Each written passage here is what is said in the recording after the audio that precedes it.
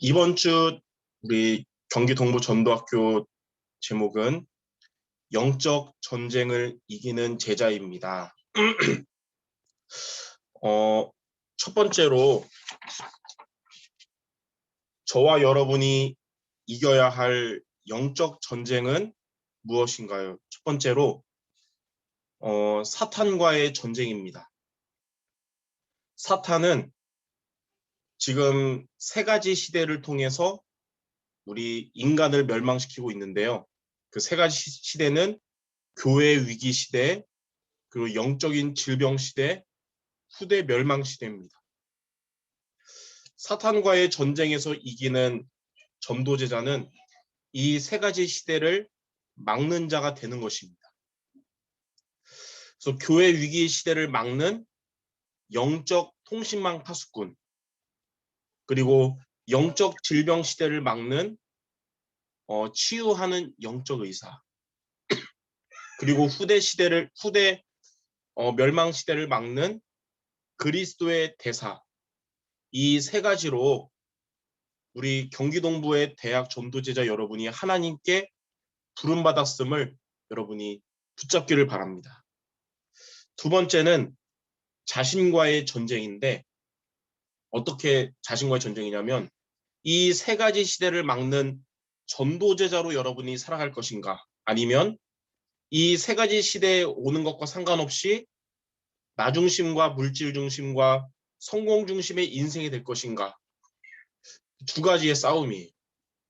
갈라디아 5장 16절 17절에 보면 저와 여러분 안에는 항상 두 가지가 싸운다 그랬어요.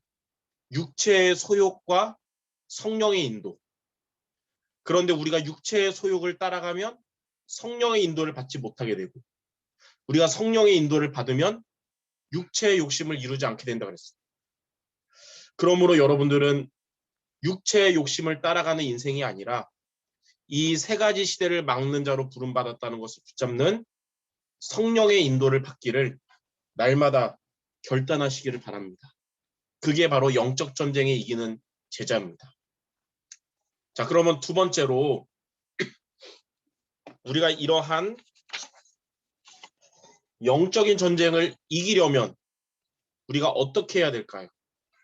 어떻게 하면 저와 여러분이 교회 위기 시대와 영적 질병 시대와 후대 멸망 시대를 막는 영적 통신망 파수꾼과 치유하는 영적 의사와 그리스도의 대서로 우리가 설 수 있을까요? 첫 번째로 생각을 우리가 바꿔야 합니다. 생각을 바꾸는 것이 영적인 전쟁에서 이기는 비밀이에요. 생각을 바꾸라는 말은 나의 생각을 하나님의 생각으로 바꾸라는 것입니다. 갈라디아 2장 20절에 보면 내가 그리스도와 함께 십자가에 못 박혔나니 이제는 내가 산 것이 아니요 오직 내 안에 그리스도께서 사신 것이라 그랬어요. 내 생각을 버리고 내 안에 계신 그리스도의 생각으로 바꾸라는 뜻입니다. 그리고 우리의 생각에 영향을 주는 제일 큰 대부분은 사람들에게 듣는 말인데, 전도서 7장 21절에 보면 사람들의 모든 말을 마음에 담지 말라 그랬어요. 우리는 사람의 말을 마음에 담지 말고 하나님의 말씀을 마음에 담아야 합니다. 그게 바로 내 생각을 버리고 하나님의 생각을 붙잡는 거예요. 이사야 55장 8절 9절에는 뭐라 그랬냐면 하늘이 땅보다 높음 같이 하나님의 생각은 내 생각보다 높다고 했습니다.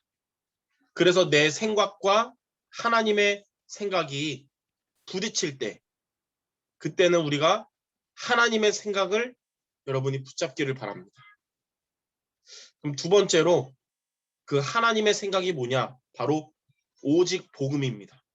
그래서 우리가 오직 복음을 붙잡아야 됩니다. 하나님의 생각인 오직 복음을 여러분이 붙잡을 때 영적 전쟁에서 이길 수 있습니다. 그래서 여기 보면 창세기 3장의 나 중심을 버리고 창세기 3장 15절에 하나님의 생각인 여자의 후손을 붙잡아야 되는 거예요. 창세기 6장의 네피림 시대의 물질 중심을 버리고 창세기 6장 14절에 하나님의 생각인 방주 언약을 붙잡아야 되는 겁니다.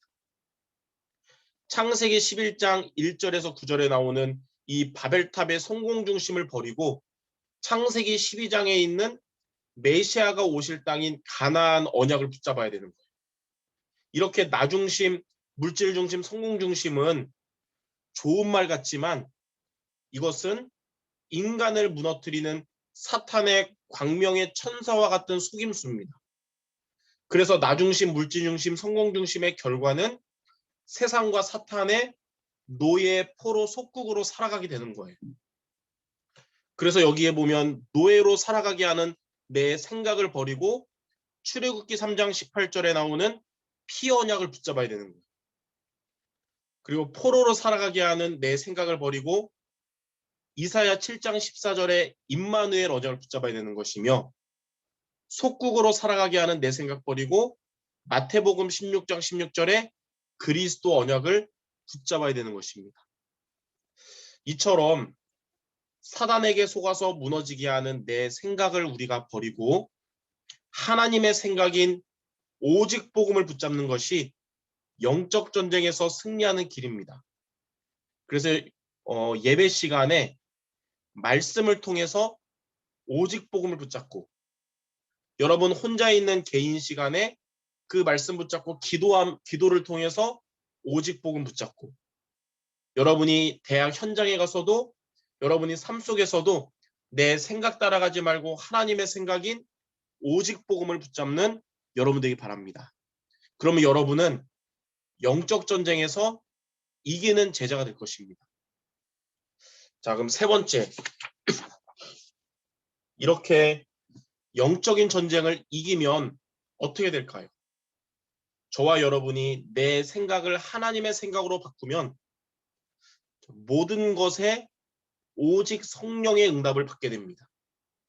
영적 전쟁에서 이기는 제자가 되면 여러분은 모든 것에 여러분의 모든 일들, 모든 문제, 모든 일상에 오직 성령의 응답을 받게 되는데 오직 성령의 응답이란 세 가지예요. 첫 번째는 성령 인도입니다. 이는 모든 것이 정확해진다는 거예요. 우리의 모든 것에 대한 하나님의 계획을 분명한 계획을 찾게 된다는 것이 성령 인도입니다. 두 번째는 성령 충만입니다. 이는 여러분의 모든 것에 최고의 힘을 얻게 되는 것입니다. 세 번째는 성령 역사입니다. 이는 모든 것에 성령께서 여러분에게 역사하시는 거예요. 이 세 가지가 일어날 때 저와 여러분의 대학 현장에 우리 경기동부에 있는 대학에 전도 운동이 실현될 것입니다. 증인이 있는데 7 렘넌트가 있어요.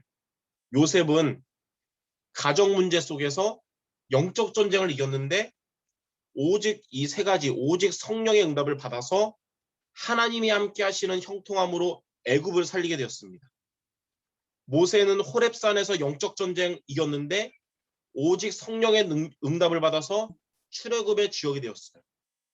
사무엘은 언약궤 곁에서 영적 전쟁을 해서 이겼는데 오직 성령의 응답 받아서 한마디도 땅에 떨어지지 않고 성취돼서 미스바 운동의 주역이 되었고요.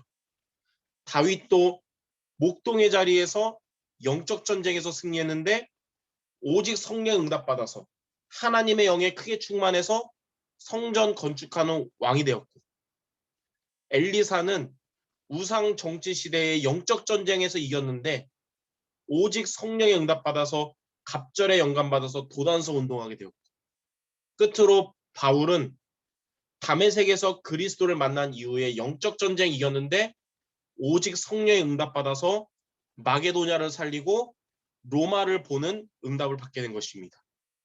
이 7 렘넌트들처럼 여러분의 오늘의 현장과 지금의 내게 당면한 문제 가운데 내 생각을 하나님의 생각으로 바꾸는 영적 전쟁에 도전하시기 바랍니다. 내 생각을 따라가지 말고 복음의 말씀을 붙잡는 것. 하나님은 이런 7명의 렘넌트들처럼 영적 전쟁에 도전하는 여러분의 그 자리가 경기동부의 대학을 살리고 앞으로 237 복음화의 응답의 자리가 되게 하실 줄 믿습니다. 여러분의 대학에서, 여러분이 있는 자리에서 영적 전쟁에 승리하는 제자 모두 되시기를 바랍니다. 자, 결론적으로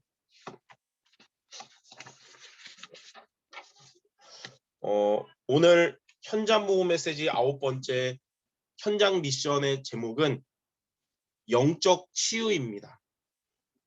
영적 치유.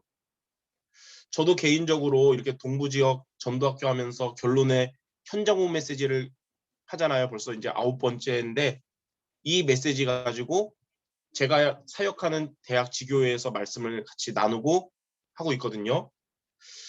시편 103편 3절에서 5절에 보면 그가 내 모든 죄악을 사하시며 너의 모든 병을 고치시며 내 생명을 파멸해서 속량하시고 인자와 긍휼로 관을 씌우시며 좋은 것으로 내 소원을 만족하게 하사 내 청춘을 독수리같이 새롭게 하시는도다 그랬습니다. 첫 번째로 치유 중에 가장 먼저 되어야 할 치유는 영적 치유입니다. 영적 치유의 시작은 예수님을 영접하는 거예요. 예수님을 영접하면 사탄의 세력은 영원히 떠나가고 성령께서 영원히 내주하게 되시는데 이때부터 하나님의 치유가 시작되는 것입니다. 예수님을 영접하여 성령이 내주하시게 되면 죄로 인한 병이 해결돼요. 죄로 인한 병이 해결된다는 것은 세 가지인데 근본 문제인 원죄로 인해서 오게 된 병이 해결되고 조상의 우상 숭배로 인해서 대물림된 저주의 병도 해결되고 자범죄로 인해서 오게 된 병도 해결된다는 것입니다. 사도행전 10장 38절에 보면 예수님께서 마귀에게 눌린 자들을 치유하셨다고 하셨는데 예수님을 영접하고 하나님이 함께 하시는 자가 되면 마귀에게 눌린 병으로부터 해결되는 것입니다. 이게 영적 치유예요. 두 번째로 영적 치유 다음으로 되어야 할 치유는 뭐냐면 마음 치유입니다. 우리 대학생들은 지금 시기는 아직 건강하기 때문에 드러난 육신의 병들은 별로 없지만 드러나지 않은 병이 대부분이 있어요. 그게 바로 마음의 병인데 마음의 상처, 또 마음의 분노 등 과거의 것들인데 그게 오늘의 내 삶에 영향을 주고 이게 마귀에게 속는 통로가 되는 겁니다. 이러한 마음이 치유되려면 어떻게 될까요? 베드로전서 5장 7절에 보면 너희 염려를 주께 맡겨라. 이는 주가 너희를 돌보심이라 그랬어요. 마음이 치유되려면 우리에게 지금 있는 염려와 과거의 것들, 즉 상처나 분노 이런 것들을 지금 여러분과 함께 하시는 십자가에서 다 이루신 그리스도에게 맡겨야 됩니다. 맡겨야 돼요. 맡겨야. 그리스도가 주인 되신다는 게 뭐냐? 나의 가장 좋은 것을 주님께 드리는 것뿐만 아니라 나의 가장 고통스러운 것도 주님께 맡기는 게 그리스도가 주인 되는 겁니다. 그리스도가 주인 되셔야 여러분은 하나님의 능력과 하나님의 역사를 체험할 수 있어요. 그리스도가 주인 되셔야 우리의 마음이 치유될 수 있는 것입니다. 그리고 여기 보면 예수 이름으로 기도하셔야 됩니다. 이는 무슨 말이냐? 예수 이름의 비밀을 알면서 기도하라는 뜻이에요. 예수 이름의 비밀.